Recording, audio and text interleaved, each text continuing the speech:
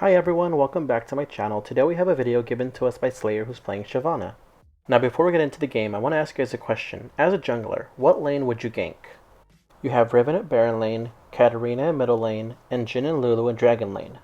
Now obviously this is going to get very specific, but this is a good question to have and a great way to test your knowledge. Riven, for example, in Baron lane has 2 dashes in her kit. She has 3 small dashes on her first ability and 1 larger dash in her third ability. Moving on to mid lane, we have Katarina, who has a speed boost with her second ability and a dash or a blink with her third ability. Now last we have Dragon lane, so first we'll talk about Jhin, who has 3 ways of getting out of a gank. First his passive, which if he does a critical shot, gives him movement speed. Then he has his second ability, which will stun an enemy if they were hit by his third ability or by an ally's damage. And lastly, he has his third ability, which will slow you if you're caught in it like a trap. And lastly, we have Lulu, who will further complement Jhin's kiting abilities. Her first ability will massively slow anybody who's hit by it, and then her second ability has 2 options. If she casts it on an ally, it gives them an attack speed boost and a movement speed boost, and if cast on an enemy, it transforms them into animals that can't attack. Now that you know all of the abilities of all the enemies and lanes, what lane would you say is the most susceptible towards ganks? I'm gonna say Katarina, and that's because she only has 1 dash aside from her flash to escape. Riven has 2, Jhin and Lulu have like 7,000 combined, so Katarina is your best bet, which means that you want to camp her lane or gank her lane more often than the rest. Now you may not know all of the champion's abilities, and that's okay, as long as you know the gist of what they do. You can better influence your decision making by knowing what lanes you can influence the most. Now believe it or not, if you understand that, you understand macro as a jungler. Alright, so let's get this game started. So the first thing Shyvana does is she changes her yellow ward into the sweeping lens. Now I would recommend keeping the yellow ward or changing it to a pink ward, dropping it off in your jungle and then returning back to get your sweeping lens. You can do all of that before the first camp spawn. Okay, so I'm going to fast forward this because you're editing your settings and stuff like that, but I'm going to slow it down when you make your first big mistake.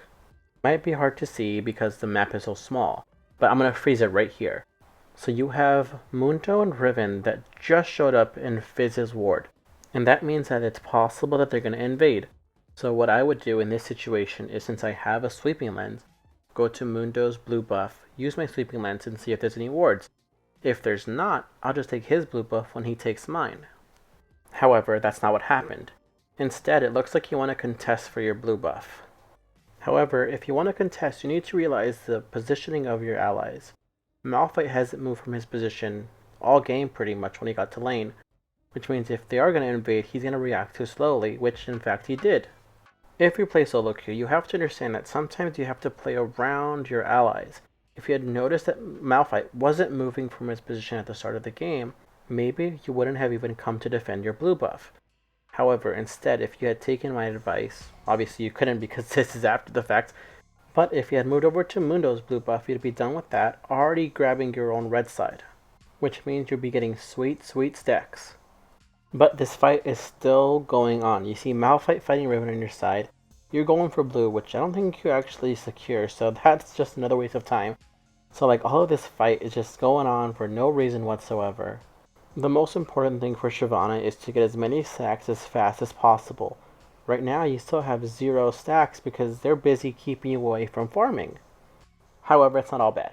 So you got Riven who burned her flash and her ignite, Mundo burned his flash, and Fizz got first blood. So Mundo still took your blue buff and you finally made it to your red buff at 1 minute and 50 seconds. What does my route look like? So I'm going to start the game over in my practice tool. So I took Shyvana like you did, I got my third ability like you did, and I took Sweeping Lens like you did. The difference is that instead of me going towards my blue buff, I'm going towards Mundo's blue buff. And you'll see me activate my Sweeping Lens to make sure there's no wards.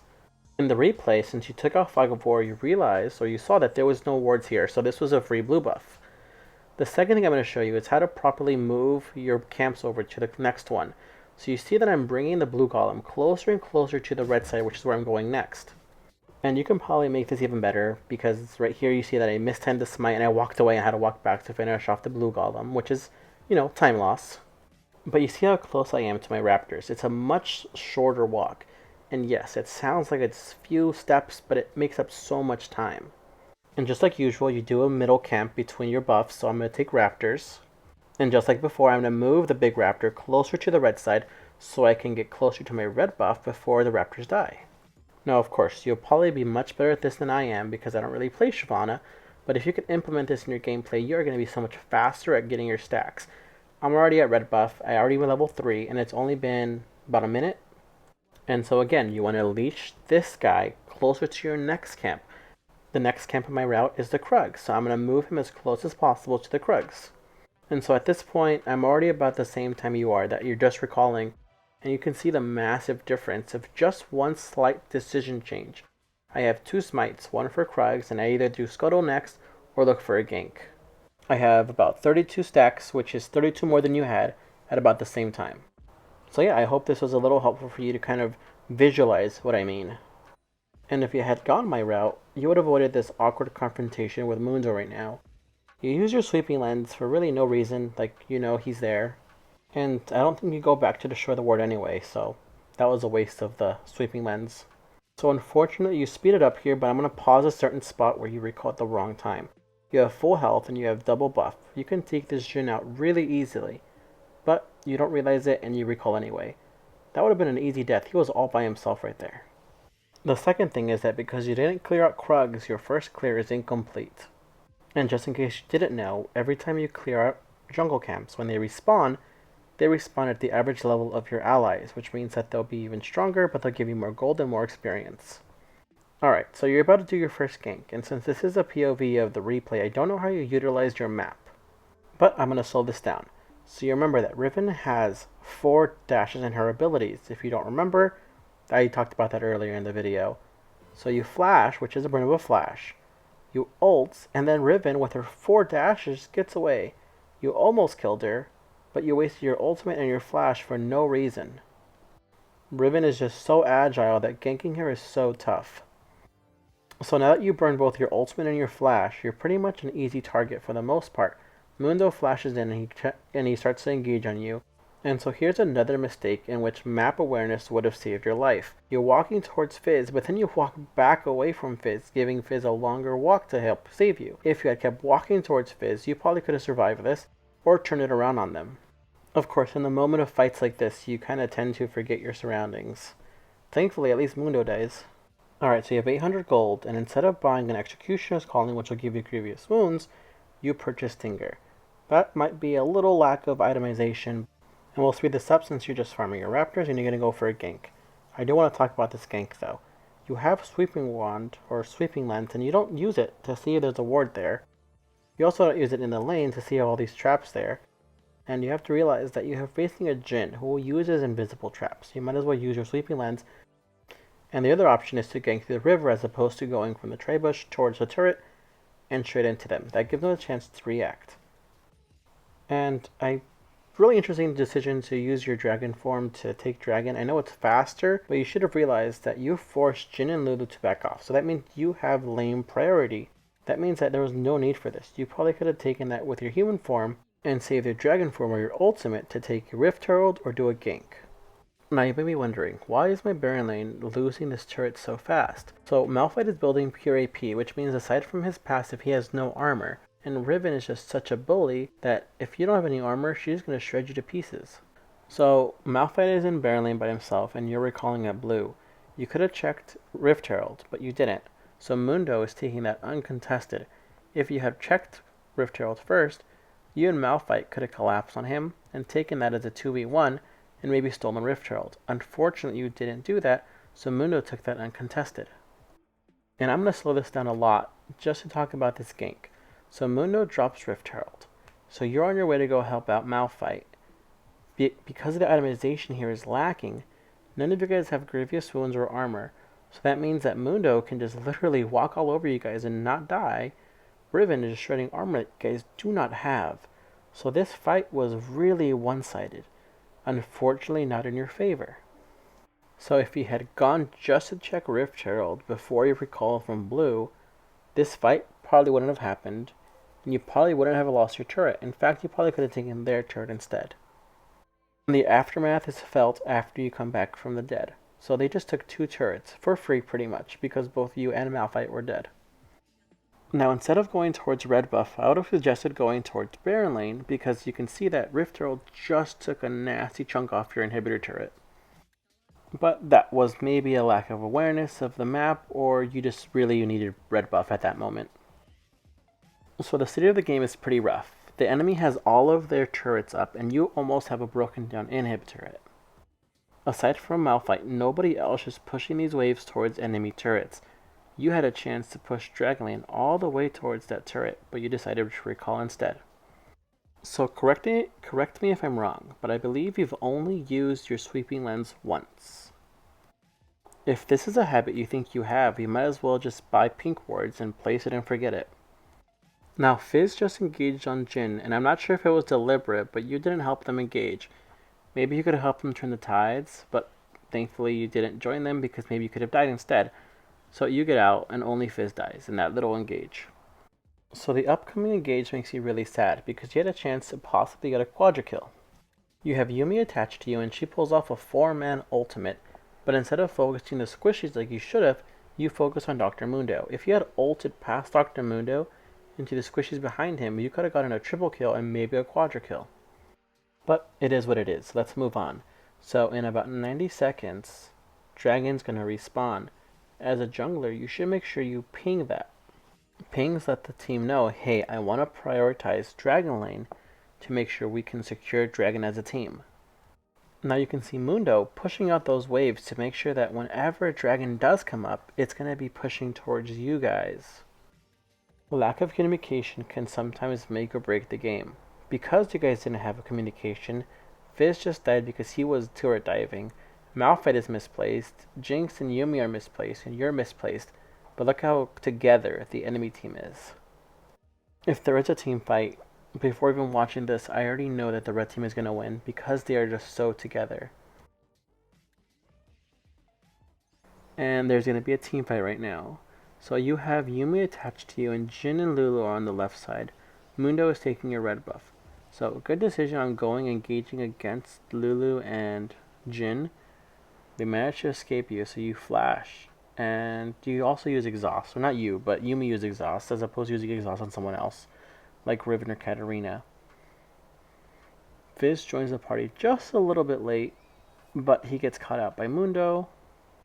And at this point, you would just recall. Like, there's no reason for you to stay anymore. Like, you knew your team was going to die. Why would you try to go back in?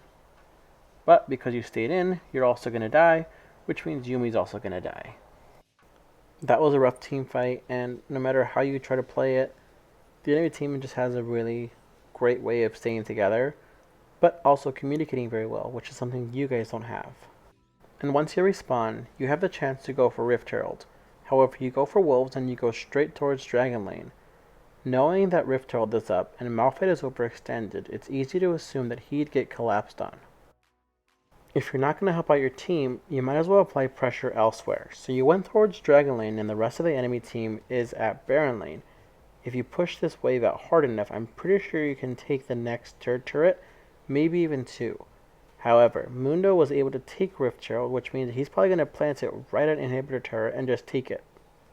And this is a great timing recall. I know you did it prematurely, but you also recalled right when Rift Herald spawns, so you can kill it fast, but it still takes Inhibitor. I just thought that was a funny coincidence.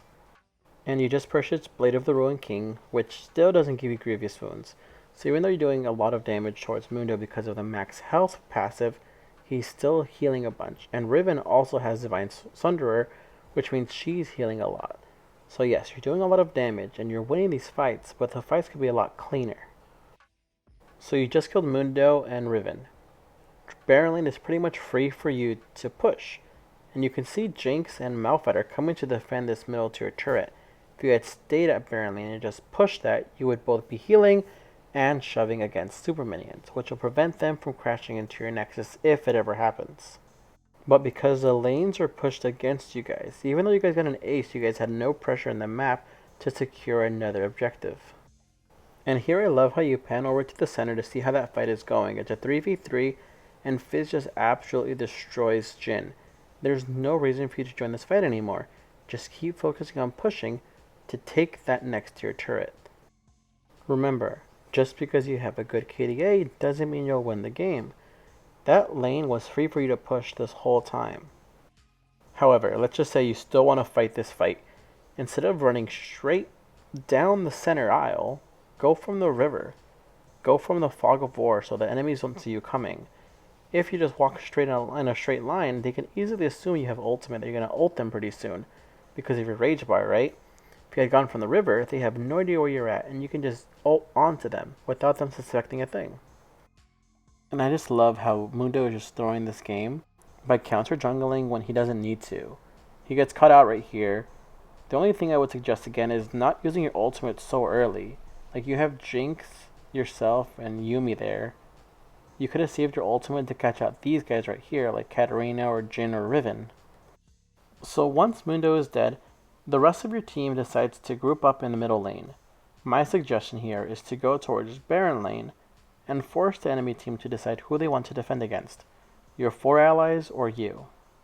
I got so excited here because I thought you were going to counter jungle for the first time, but you go towards the river and you go towards that minion wave, which is still good because you got to catch that minion wave out to prevent it from crashing into your turret. But again, you only take one wave and you recall. Like, you have to start applying pressure to these turrets. So again, you start walking in a straight line towards middle lane as opposed to using the fog of war to your advantage. You still have ultimate up, which means that if you went to the fog of war, you could have jumped on these guys without them even noticing you. But because you didn't engage on time, you allowed Mundo to have the chance to join the fight, which means that they can turret die with nothing to worry about. If you had engaged a little bit earlier, Mundo would have been pretty much useless or irrelevant in that fight. And look at how fast you killed Lulu. If you had engaged earlier, you could have kept Jinx alive, and Jinx would have done a lot of damage, killing 3 of them, maybe all 4 of them. Thankfully, Fizz is a professional janitor and just cleans up. And this is perfect timing. Fizz can now push middle lane, and you can solo Dragon. And that's fantastic because that's exactly what you did. Now, Jhin completely ignored Fizz taking the turret and is going after you. Thankfully, you secured Dragon. That was such a close call, but fantastic job. I'm going to say worth. And that was such great communication between you and Fizz. So once you respawn, you farm for a little bit, and your team actually finds a really good team fight to end up winning the game. So here are my recommendations. 1. Make sure you gank more often. In this game, you only ganked twice. 2. Make sure you use your ultimate when you really need it, not just to engage. 3. Make sure you're applying pressure in other parts of the map. Twice in this video, you recalled when you pushed out one minion wave. And lastly, use your pings more often to communicate to the team what you want to do. Either way, good games. I hope you learned something here and there. If you have any questions, don't forget to comment down below. I'm happy to answer any questions. Good game, my friend. And I know my coaching method is a little unorthodox, so if you have any suggestions, let me know. But don't forget to like, comment, subscribe for more Wild Rift content. Take it easy, Summoners, and I hope that your elo climb this season is much better than it was last season.